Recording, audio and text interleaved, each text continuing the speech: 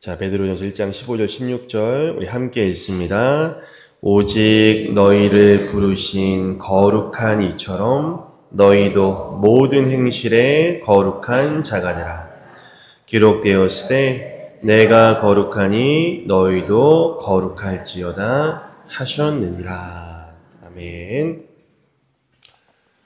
달력을 보신 분은 아시겠지만 오늘은 우리 교단이 정한 성결교회 주일입니다. 우리 교단에 속한 모든 교회가 오늘 성결교회 주일로 예배하고 있습니다. 여러분이 처음 예수를 믿고 신앙생활을 시작하실 때 다니셨던 교회가 성결교회인지 장로교회인지 감리교회인지 그런 것에는 전혀 관심을 두지 않고 저기가 교회구나 하면서 부모님이나 지인을 따라서 대부분 신앙생활을 시작하셨을 거예요. 저도 마찬가지고요. 누군가를 따라서 처음으로 교회에 발을 들여놓게 되었지 그 교회가 어느 교단에 속해 있는지에 대해서는 우리가 거의 관심을 갖지 않습니다. 물론 지금은 이제 교회를 좀 다녀보시고 교단을 좀 따지시는 분도 있지만 우리 한국교회는 분위기는 교단을 그다지 중요하게 여기지는 않습니다. 우리나라에 6만여 개의 교회가 있는데 90% 이상의 교회들이 다양한 교단에 속해 있죠. 10% 정도는 독립교단에 속해 있어요. 이들은 자신이 속한 교단에서는 나왔지만 또 독립교단에 또다시 소속되는 것이죠. 대부분의 교단은 도리어 교세가 줄어드는 편인데 우리 독립교단이 또 교세가 커지는 그런 추세입니다. 자, 장로교회 아시듯 가장 많은 교회가 소속되어 있어요. 통합 측, 장로교 합동 측, 그리고 백석 대신 이 세 교단에 속한 교회가 10,000개씩 무려 30,000개입니다. 한국교회 절반 이상이 장로교라고 보시면 되고요. 근데 안타까운 것은 이 장로교단은 분열에 분열을 거듭하여서 무려 300여 개의 장로교 군소교단이 우리나라에 있습니다. 자, 그 다음 이제 감리교, 그리고 성결교, 침례교, 우리 하나님의 성회 오순절 교단이라고 하죠. 이 교단들이 우리나라의 대표적인 교단이고요. 더불어 크리스마스 시즌이 되면 나타나는 자선 냄비로 유명한 어디예요? 구세군도 저희 개신교 교단입니다. 더불어 성공회라는 교단도 있어요. 저기 서울 온수역에 가면은 성공회 대학교가 있는데 성공회는 형식은 가톨릭을 따라가고 내용은 개신교라고 보시면 돼요. 그리고 아까 말씀드린 독립교단이 있습니다. 제 친구 중에도 지금 항상 제가 서울 가면 만나는 친구인데 저희 대학원 나와서 독립교단에서 목사 안수를 받은 친구가 있고 일산에서 열심히 디저트 가게를 하면서 보험 일을 하면서 목회를 준비하고 있어요. 갈수록 교단의 의미는 퇴색되어 가고 초교파적인 그런 분위기가 자리 잡고 있죠. 다들 아시겠지만 교단마다 뚜렷한 차이점이 없어요. 그리고 공통의 분모는 매우 크기 때문에 교단이 달라도 연합하는 데는 큰 문제가 없습니다. 그래서 우리 성도님들도 성결교단에 속한 교회에 다니시다가 저 장로교나 침례교에 가셔도 큰 불편함이나 이질감은 잘 느끼지 못하실 거예요. 우리 한국교회는 말씀 선포가 예배의 중심에 있기 때문에 그런 면이 많죠. 그리고 교단이 같더라도 목회자마다 또 달라요. 그래서 하여튼 교단은 큰 의미가 없어지는 추세고 교단보다는 개교회 목회자에 따라서 교회의 분위기나 신학이나 교회의 건강함의 정도가 차이가 생기는 것으로 이해하시면 될 것 같아요. 자, 오늘은 성결교회 주일이니까요. 저희 교단이 토대로 삼고 있는 가치라든지 어떻게 시작이 되었는지 살펴보려고 합니다. 저희 성결교단은 어떻게 시작되었을까요? 헌법에 제가 찾아보니까 1907년 경성에서, 경성이 어디예요? 네, 서울. 서울에서 김상준과 정빈이라는 두 사람에 의해서 시작이 되었어요. 김상준, 정빈. 저도 본 적은 없어요. 그러면 이 둘은 어떻게 성결교회를 시작하게 되었을까요? 미국 출신의 선교사였던 찰스 카우만과 길보른, 이 두 사람이 동양에 있는 여러 나라들을 선교하겠다는 사명을 가지고 일본 동경에 선교를 와서 동양 선교회를 조직하고 성서 학원을 설립하게 되었어요. 당시 신학교죠.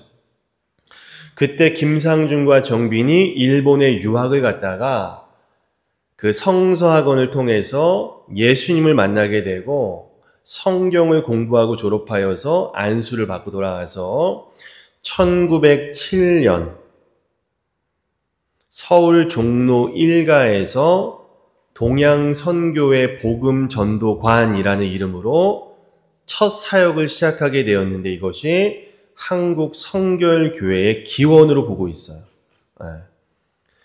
시작이 굉장히 미약하죠.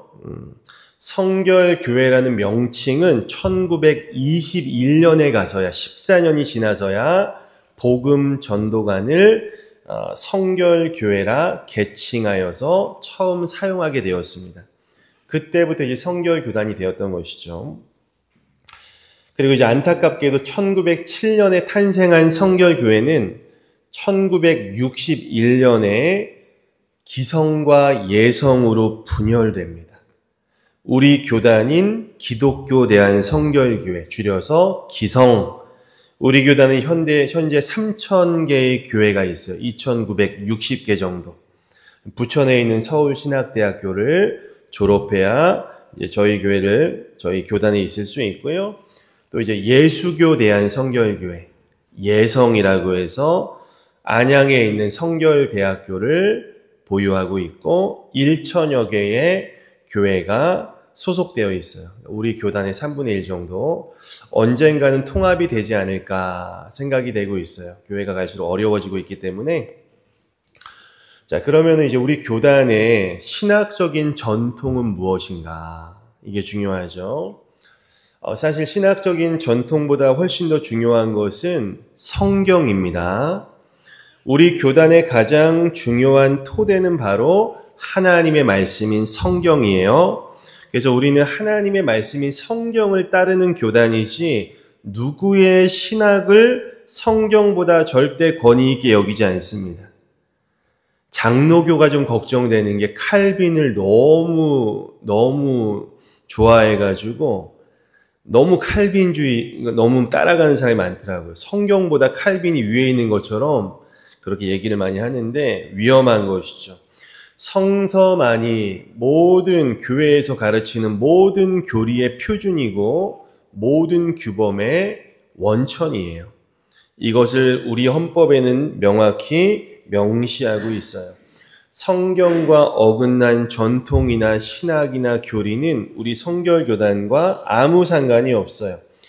지금은 너무 많은 이단들이 대놓고 판을 치는 시대이기 때문에 여러분 건강한 교단에 소속이 되어서 분별력을 가지고 이단 사이비, 무속 등에 절대 미혹되지 않도록 잘 대처하셔야 됩니다.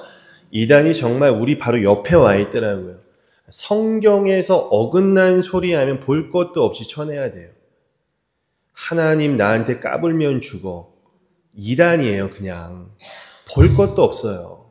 성경에 어긋나잖아요. 우리 교단은 누구의 신학이 아닌 성경 위에 세워진 교단이다. 그래서 성결교회의 신학은 성서의 신학이다. 자, 더불어 우리 교단은 초대교회의 전통과 고백을 따르는 교단이에요. 아시는 것처럼 초대교회는 어디로부터 나왔어요? 유대교로부터 기독교가 분리되어 나온 거잖아요. 초대교회의 첫 멤버들은 전부 다 유대인들이었어요. 그 유대교와 초대교회는 구약 성경이라는 공통의 분모를 가지고 있었지만 분명한 차이 한 가지가 있었죠. 그게 무엇입니까? 유대교는 예수님을 하나님의 아들로 인정해요, 안 해요? 안 합니다. 그러나 초대교회는 고백하기를 예수는 그리스도시고 하나님의 아들이시고 하나님이시다. 이 그리스도 중심적인 신앙 고백으로 인해 초대교회는 유대교로부터 분리되어 영원히 결별하게 되는 거예요. 우리 교단은 바로 이러한 초대교회의 전통과 고백을 따르는 교단이다.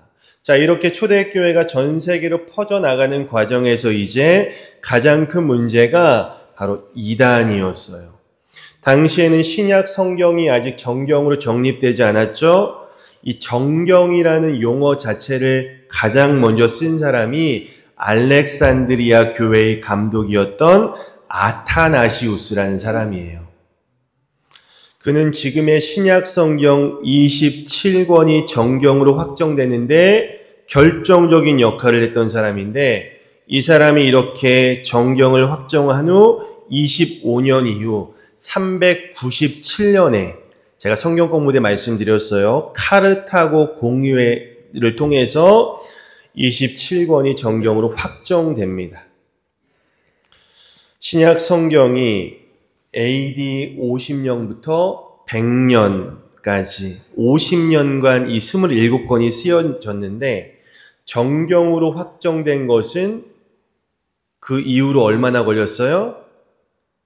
300년이 걸린 거예요. 이렇게 여러분 귀한 성경을 지금 우리가 싼 값에 구입하여 읽을 수 있다는 것은 엄청난 은혜라는 것을 기억하셔야 돼요. 자, 초대교회 그 교부들이 그들이 말하기를 정경 외에는 신약 27권, 구약 30권을 외에는 아무것도 교회 안에서 하나님의 말씀이라는 이름으로 읽힐 수 없다라고 명시했어요. 당시에 수백 건의 외경과 위경이 있었어요. 거짓 외자, 위자. 초대교회 탄생 후 무려 400년 동안이나, 아까 397년에 완성됐죠. 400년 동안 신구약 성경이 완성되진 않으니까 이단들이 판을 치는 거예요. 그래서 교부, 교회의 아버지 또는 사도들의 제자, 속사도라고 하죠.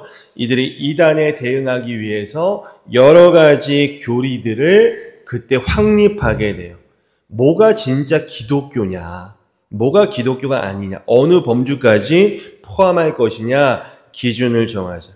그래서 그때 삼위일체 교리라든지 예수 그리스도는 참 하나님인 동시에 참 인간이라든지 이런 교리와 신조가 전부 그 시기에 만들어져요. 이때 가장 교회에 큰 영향력을 끼친 사람이 바로 어거스틴이에요.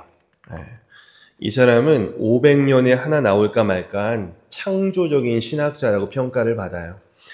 그래서 우리 교단은 이러한 초대교회의 신조와 교리들, 또 어거스틴의 신학들 위에 서 있다는 말씀을 드리는 거예요.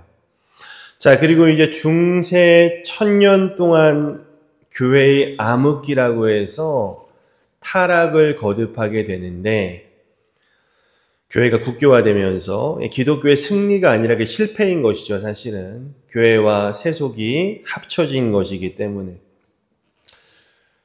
중세 1000년이 지나서 하나님은 또다시 한번 위대한 인물을 세우시죠.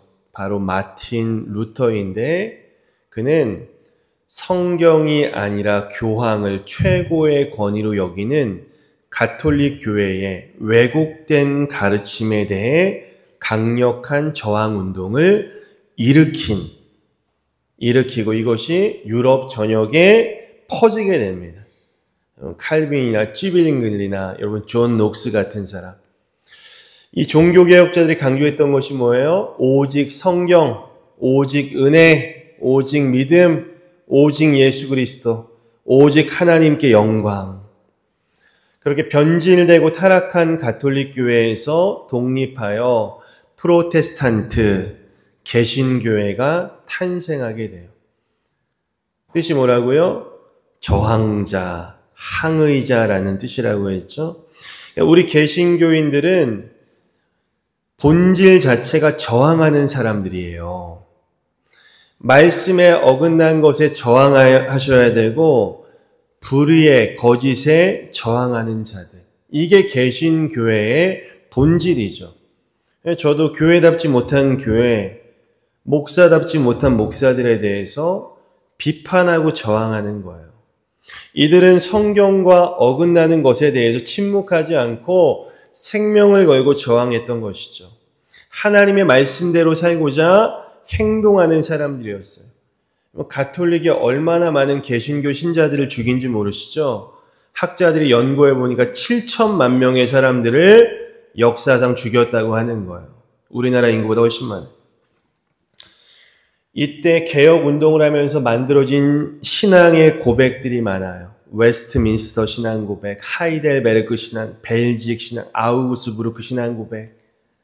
이러한 종교 개혁은 아무튼 다시 성경으로 돌아가고자 했던 복음적인 개혁운동이었고 그런 신앙 고백이었고 바로 우리 성결교단은 이 종교 개혁의 정신과 신앙 고백을 계승하고 있는 교단이다. 자, 그래서 아까 유대교회에서 초대교회가 분리되어 나왔듯이 가톨릭으로부터 개신교회가 분리되어 나온 것이죠. 자, 그런데 가톨릭 교회가 1500년을 이어오면서 정말 방대한 신학적 지식과 유산과 전통을 세웠고 그에 대응하기 위해서 개신교만의 구별되는 신학의 체계와 전통과 고백들이 새롭게 종교 개혁자들을 통해서 형성되어 왔던 것이죠. 자, 그런데 이런 종교 개혁을 잘 이루어냈는데 그리고 나서 한 200년쯤 지나다 보니까 어떤 현상이 벌어지냐. 점차 그런 신앙 고백들 그리고 교리가 관념화되기 시작하는 거예요.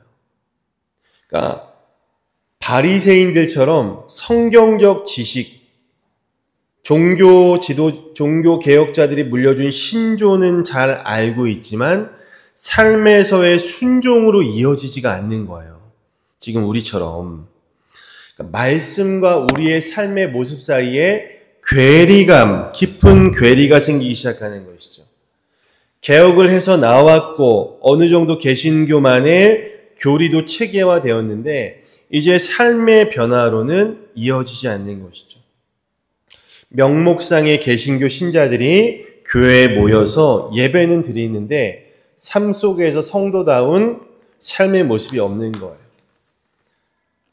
그렇게 종교개혁으로 탄생한 개신교는 점차 세속화되었고 그 당시의 시대 정신이나 철학의 영향을 받고 인본주의 사조가 이제 교회 안으로 파고들기 시작하는 거죠.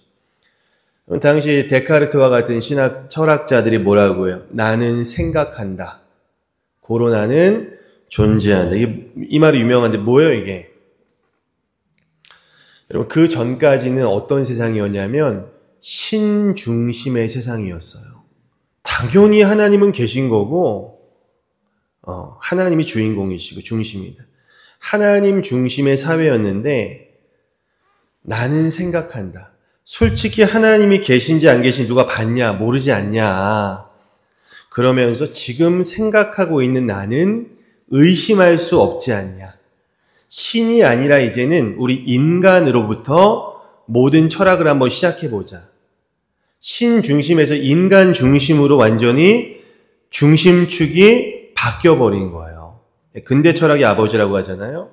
그리고 이성주의, 계몽주의, 산업혁명이 일어나는 시기였기 때문에 교회가 계속해서 세속적 영향을 상당히 받게 되었던 것이죠. 자, 이때 영국에서 중생과 성결의 체험으로 변화를 받았던 존 웨슬리라는 사람이 나타나서 새로운 영적 각성과 성결 운동을 일으키기 시작하는 거예요. 우리 성결교단은 존 웨슬리의 신학을 따라갑니다. 이 존 웨슬리는요, 제가 이번에 좀 책을 보니까 어려서부터 신앙 훈련을 철저히 어머니로부터 받았는데 나중에 웨슬리가 성인이 되고 나서 어머니께 여쭤봤대요. 어머니가 했던 훈련의 목적, 핵심이 뭡니까? 어머니가 뭐라고 하는지 아세요? 의지를 복종시키는 거야. 모든 악의 시작은 잘못된 의지에서 나온다. 의지를 복종해야만 돼. 그리고 그렇게 부모에게 복종할 것을 어머니가 가르쳤대요. 자녀가 부모에게 복종하는 법을 배우지 못하면 이후에 하나님께 복종할 수 없다라고 어머니가 자주 이야기했다는 거죠. 이 존 웨슬리가 강조한 것이 뭐였어요? 성결이었어요. 삶의 변화. 이 물결이 여러분 대서양을 건너 미국이라는 땅까지 파급되는 거예요. 종교개혁자 루터와 칼빈은 중생, 곧 믿음으로 의롭게 되는 이신칭의를 강조했다면 웨슬리는 중생하여 구원받은 자의 삶이 어떤 모습이어야 하는지를 강조했던 것이죠. 성화. 거듭났다고 하면서 왜 삶이 이 모양이냐. 이 웨슬리는요, 영국 교회만이 아니라 영국 사회까지 변화시킨 인물로 평가받아요. 근데 웨슬리는 평생 영국 성공회의 사제로 남았는데, 성공회 아까 개신교라고 말씀드렸죠. 그의 추동자들이 하도 커져가지고 성공회로부터 나와서 감리교회를 세우게 된 거예요. 본래 이들을 뭐라고 하죠? 메소디스트. 이 뜻이 뭐냐면 규칙쟁이란 뜻이에요. 이것이 감리교회 공식 명칭이 되었어요. 아유, 저 율법주의자들. 이렇게 욕하던 게 그들의 이름이 된 거예요. 제가 좀 더 연구해보니까 이 메소디스트란 말이 본래 의사의 처방을 철저히 따르는 사람을 지칭하는 표현이래요. 그래서 웨슬리는 생각한 거죠. 이 죄라는 끔찍한 중병에 걸린 우리 인간이 살 수 있는 유일한 길은 하나님의 처방전을 철저히 따르고 복종하는 것이라고 해석한 거예요. 메소디스트가 된 거예요. 그의 사역은 하나님의 처방전을 철저히 따르는 삶이었다. 자, 그래서 이 감리교는요, 존 웨슬리를 감리교의 창시자라고 합니다. 네. 저희 성결교단 역시 신학적 색깔이 존 웨슬리의 신학을 따라가요. 헌법에 딱 나와 있어요. 네. 그래서 감리교와 저희는 신학이 하나라고 볼 수 있고요. 또 성결교단은 아까 말씀드린 것처럼 종교개혁자들의 가치와 유산을 공유한 동시에 웨슬리의 신학을 좀 중심에 두고 있다고 보시면 돼요. 웨슬리와 루터 칼빈은 시대 자체가 다르고 또 모든 어떤 신학자들은 시대의 영향을 받지 않을 수가 없거든요. 그래서 루터, 칼빈, 웨슬리의 신학을 비교해 보면 그러니까 장로교와 우리 성결교의 차이가 좀 있거든요. 근데 비교해 보면 100개 중에 95가지가 똑같아요. 5개는 조금 달라요. 사람들은 이 다른 5가지 가지고 서로 분열을 하더라고요. 95가지가 똑같다는 것을 우리가 기억했으면 좋겠고, 제가 성경 공부 때 말씀드린 것처럼 본질에는 뭐예요?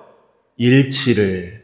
비본질적인 것은 서로 이해하면서 자유롭게 하십니다. 그래서 교단마다 조금씩 차이는 있다고 보시면 돼요. 자, 그러다가 이 존 웨슬리의 성결 운동, 미국까지 확장돼요, 감리교회가. 근데 이 감리교회가 미국으로 건너가서 처음에 자라다가도 변질되잖아요. 자유주의 신학의 영향을 받아요. 점차 교회가 쇠퇴하고 침체를 겪죠. 자유주의 신학은 뭐냐면 성경을, 의도는 좋아요. 이 사람이 어렵잖아요. 이해하기 쉽도록, 이성적인 사람이 이해하기 쉽도록 한번 바꿔보자. 성경을 한번 검증해보자. 그러다 성경의 기적, 이건 말도 안 돼. 동정녀 탄생, 말도 안 돼. 다 빼버린 거예요. 그러니까 이게 교회가 점점 쇠퇴하고 힘을 잃어버리니까 제대로 된 성도가 사라지고 형식적인 교인들만 또 가득 차게 돼버린 것이죠. 자, 이때 미국에서 어떤 일이 벌어졌냐? 소위 성결 운동이라는 것이 미국 전역에 일어나게 돼요. 1900년대 초에, 1905년에 이 순복음교회, 오순절 교단도 그때 탄생하고 폭발적으로 부흥하기 시작하는데, 여러분 이 오순절에 속한 자들이 강조했던 것이 뭘까요? 신유와 재림이었어요. 성령 충만을 받아서 신유의 은사가 나타나고 재림하신다.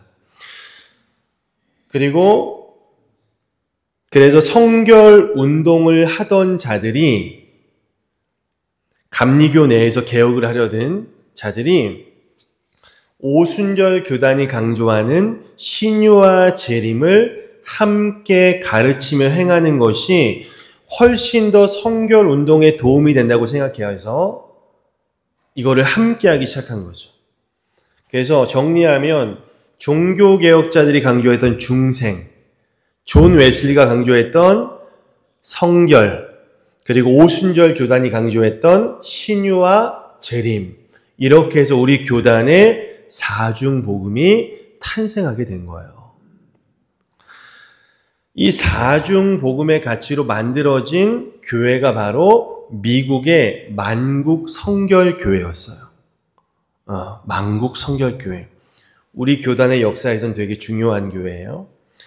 그곳에서 바로 안수받고 파송되었던 선교사가 아까 초반에 말씀드린 누구라고요?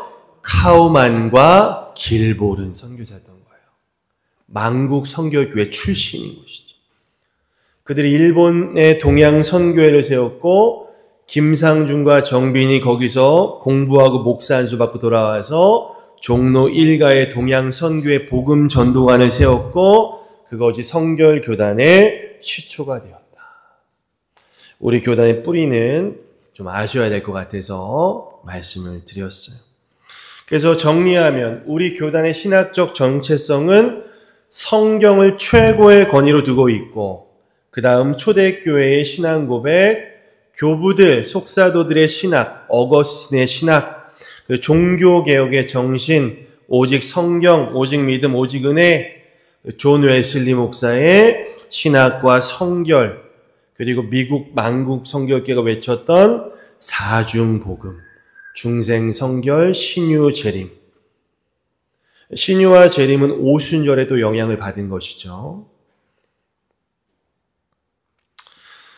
이렇게 우리는 복음주의적인 신학과 유산과 교회의 전통으로 세워진 교단임을 기억해 주시기를 바랍니다. 완전히 겉핥기식으로 살펴봤지만 이 정도는 아셔야 야 성결교단이 뭐냐 물어보는 사람에게 설명해 주실 수 있다고 생각해요.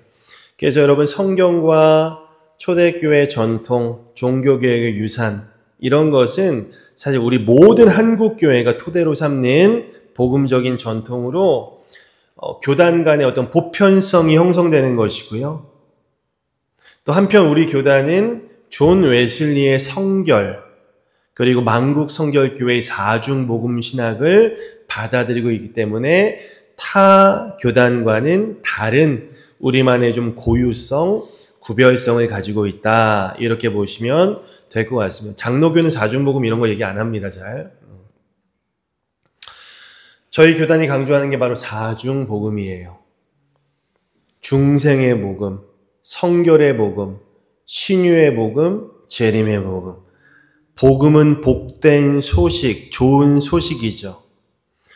자, 우리 고인 되신 조용기 목사님께서 전 세계에서 가장 큰 교회를 세우셨는데 이분이 하시는 말씀이 나는 성결교단의 사중복음에다가 축복이라는 걸 하나 더 붙여가지고 오중복음을 만들어서 평생 사역했다고 직접 고백했어요. 근데 이분이 말하는 저 축복이라는 게 안타깝게도 세속적인 축복이었죠. 그러니까 사람들이 얼마나 좋아하겠습니까? 60년, 70년대 예수 믿으면 천국도 가는데 그뿐만 아니라 이 땅에서도 고난받는 게 아니라 복받고 형통하고 돈 잘 벌고 자녀 잘 되고 건강하고 질병 없이 살 수 있다고 하니까 때마침 한국교회가 한국 사회가 어때요? 박정희 대통령 잘 살아보세요. 막 경제가 발전하고 새마을 운동하고 성장률이 8%, 9% 막 일만 하면 그냥 돈이 벌리니까 이게 그냥 경제 성장과 맞물려서 교회도 폭발적으로 부흥했던 것이죠. 그러나 성경은요, 세속적인 복에 대해서 거의 말하지 않아요. 너희는 이 땅에서 잠깐 있다 없어지는 안개와 같다. 이 짧은 인생 너희의 성공보다는 하나님의 영광을 위해서 살아야 되지 않겠냐. 하나님이 물론 복 주셔가지고 잘 되게 하실 수도 있지만 그렇지 않은 경우도 많지 않습니까? 여러분, 사람은 잘 되면 보편적으로 그 돈을 더 모으고 싶지 하나님과 이웃에게도 나누고 드리고 싶진 않더라고요. 저는 그렇더라고요. 더 있으면 더 갖고 싶더라고요. 사람은 등 따시고 배부르면 하나님하고 멀어지는 게 시간 문제예요. 목사님들도 그래요. 성도님들이 돈으로 보이기 시작하면 그 목회는 뭐예요? 내리막길 시작입니다. 저에게도 늘 그런 위험이 도사리고 있다고 저는 생각하고 있어요. 근데 그렇다고 돈이나 헌금에 대해서 이야기를 일절하지 않는다? 저는 잘못된 목사라고 생각해요. 헌금에 대해서 이야기하지 않는 게 아니라 제대로 올바르게 이야기해 드려야 된다고 생각해요. 돈이 너무나 신앙생활에 중요하기 때문에. 하나님의 것은 하나님께 좀 드리시고, 세상의 것은 가이사의 것은 가이사에게 좀 나누시고, 이웃의 것은 이웃에게 나누시고, 세상에 세금 내고 이런 거 절대 탈세하지 마시고, 그리고 여러분 어디서든 저는 한 가지 원칙이 있는데 자기 밥값은 꼭 내고 밥은 드셨으면 좋겠어요. 제가 여행 가서도 많이 느꼈습니다. 목회자 모임 가면 죄송하지만 공짜밥 먹는 목사님들이 많아요. 안 왔으면 좋겠어요. 좀 보기가 싫더라고요, 이렇게. 우리 성도님들 성실하게 일해서 돈 버셔야 됩니다. 최소한 공짜밥은 먹지 말자. 성경에도 일하기 싫은 사람 뭐예요? 먹지도 말라. 하나님 말씀이. 하나님께 아까워하면서 조금 드리면서 풍성한 복을 구한다? 잘못된 것이죠. 많이 심는 자가 많이 거두지 않겠습니까? 이야기가 다른 쪽으로 좀 흘러갔는데 조용기 목사님 얘기하면서 이 존 웨슬리 목사님이요, 하나님 앞에 성실하게 90세까지 살았거든요, 거의. 성실하게 목회하니까 어떤 변화가 일어났냐? 교회가 폭발적으로 부흥한 거예요. 아까 영국 교회만이 아니라 사회를 변화시켰다고 했잖아요.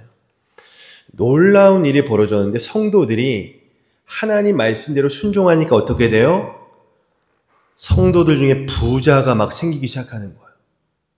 이게 이 목사님이 감당이 안 될 거예요. 어떤 사람은 부자가 돼도 그 돈 때문에 하나님을 떠나기도 하고, 그래서 존 웨슬리 목사님이 죽기 10년 동안은 돈에 관한 설교만 하셨어요. 이해가 되세요? 여러분, 성경에는 사랑이나 이런 거에 대한 얘기보다 돈에 관한 말씀이 훨씬 더 많아요. 이 돈이 잘 쓰이면 신앙이 더욱더 성장하는데 자칫하면 이 돈이 성도들을 하나님으로부터 멀어지게 할 수 있다는 걸 본 거예요. 돈에 대한 설교만 하는. 자, 아무튼 우리 성결교단은요, 돈 얘기 그만하고 사중복음을 강조하는 교단이다. 성경에 보니까 예수님이 이 땅에 오셔서요, 이 사중복음을 통해서 하나님 나라를 우리에게 보여주셨어요. 사람들을 구원하고 중생의 복음, 성결케 하시고 거룩하게 하시고 많은 병자들을 고쳐주시고 신유 다시 오시겠다고 약속하셨어요. 재림에 대한 약속이 200번이 넘어요. 그 중에 우리 성결교단이 가장 강조하는 게 뭐예요? 성결입니다. 교단 이름 자체가 성결이에요. 성결교단, 거룩하고 깨끗함이란 뜻이잖아요. 거룩이란 말은 구별된다는 거예요. 세상 사람과 다르게 살라는 거예요. 교단 이름이 성결교예요. 깨끗해야 돼요. 여러분, 레위기의 주제 다 아시잖아요. 내가 거룩하니 너희도 거룩하여라. 자, 오늘 본문 왜 제가 베드로전서 말씀을 꺼냈을까요? 베드로전서는 신약의 레위기예요. 오늘 말씀 15절 보세요. 오직 너희를 부르신 거룩한 이처럼 너희도 모든 행실에 거룩한 자가 되라. 16절 레위기 말씀 바로 인용하죠. 내가 거룩하니 너희도 거룩하여라. 조국 교회 성도들이 자신의 구원을 스스로 확신하고 예배 생활은 열심히 하지만 세상의 한복판에서 구별된 삶을 사는 그리스도인은 별로 없다고 이야기하잖아요. 교회에는 그리스도인이 많은데 세상에는 그리스도인 없다고 얘기하잖아요, 여러분. 세상에서 거룩한 삶을 살면 사실은 사람들이 어때요? 좋아할까요? 너만 잘났냐 싫어하고 나만 피해를 보기 때문에 우리가 그렇게 못 살아요. 그러나 주님이 원하시는 것은 거룩하지 않은 세상에서 거룩하게 구별되어 사는 그 한 사람을 주님은 원하고 계십니다. 그래서 우리 교단은 정리합니다.